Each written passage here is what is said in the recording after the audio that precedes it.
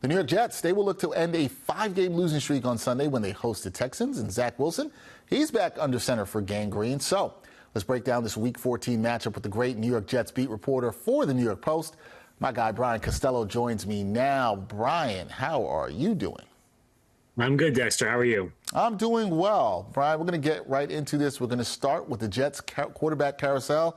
It is always changing. There was a lot going on this week with initial reports that the Jets would make a change at QB, but that Wilson had some hesitation about starting again, only to eventually be named the starter later in the week. What did you make of this latest Jets QB saga, and is it the right move to go back to Wilson as QB1? Yeah, I think they had to, Dexter. A few weeks ago, we were sitting here saying they should try something, go to a different quarterback. Can it be worse? Yeah, it was worse with Tim Boyle. And, we saw a little bit of Trevor Siemian at the end of the Falcons game. But clearly, Zach Wilson is the most talented, healthy quarterback on the roster, and that's who should be playing. Not that he played well before he was benched, but the Jets have to try to go back to him. Maybe he can make something happen with his legs. Maybe he can actually hit an open receiver, which is something we haven't seen in a while. So I get why they went back to Zach, and I think the Tim Boyle experiment was just that. It was an experiment to see if you get the offense going, but the belief has always been that Zach Wilson is probably their better quarterback. And we will see. A lot of maybes there, Brian. A lot of maybes around Zach Wilson that you said there. But now we look at this matchup this week. It's of teams that you could say are going in opposite directions. The Texans, they're looking to make a playoff run at 7-5, while the Jets, they're trying to figure things out on offense at 4-8. There were not much high expectations for the Texans with a rookie quarterback this season. So in your eyes, what's the difference between these two teams right now?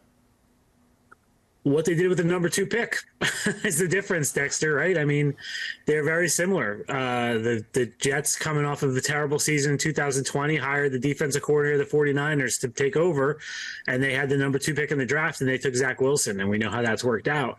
The Texans, coming off of a terrible 2022 season, went out and hired the 49ers defensive coordinator, DeMeco Ryans, who had replaced Robert Saleh in San Francisco, and they had the number 2 pick, and they drafted C.J. Stroud, who is going to break the rookie passing yardage record. It looks like he leads the whole NFL in passing yards right now.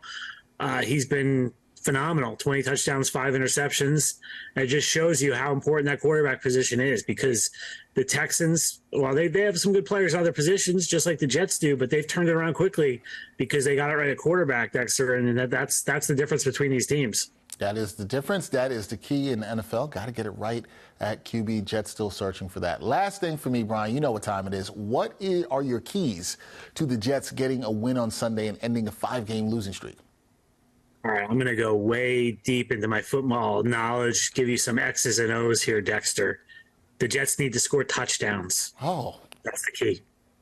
That's it. Can they score touchdowns? That's it. Can they score touchdowns? Everything else is stupid to talk about, Dexter. This team can't score touchdowns. You can't win if you don't get in the end zone. They got to find a way to get in the end zone, whether it's offense, whether it's defense, whether it's special teams. Score some damn touchdowns, and maybe you'll win a game. You know what? Here's what I like this week. We didn't even need keys. It's just one thing. Can you get in the end zone? The problem is, Brian Costello, who's been at all these games, hasn't seen it. He hasn't seen it happen in a while. He needs to see more of that. It's just one key. I mean, the 5-game losing streak, there's been 2 touchdowns, I think. Right? I'm mistaken, right? One against the Bills, one against the Dolphins. They're offensive touchdowns. But Chargers, no touchdowns. Raiders, no touchdowns. Falcons, no touchdowns. I mean, it's like there's been a lot of bad offenses with the Jets, Dexter. We've never seen anything quite this bad.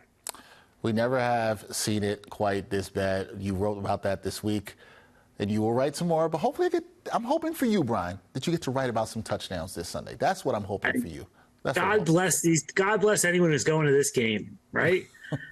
It's going to be raining and 60-mile-an-hour winds. The weather's going to be terrible, Dexter. And Jets can't score. Are there Texans fans out there? I don't even know. Do Texans fans exist? So I think that MetLife Stadium could be empty. All right, but you got Brian's key to the game. Score some touchdowns. That's all it is. Jets will host the Texans this Sunday in Week 14. Brian Costello will have the great coverage amidst the bad weather that should be there at MetLife Stadium. Brian, as always, thank you for the insight. We will talk soon. All right, Dex.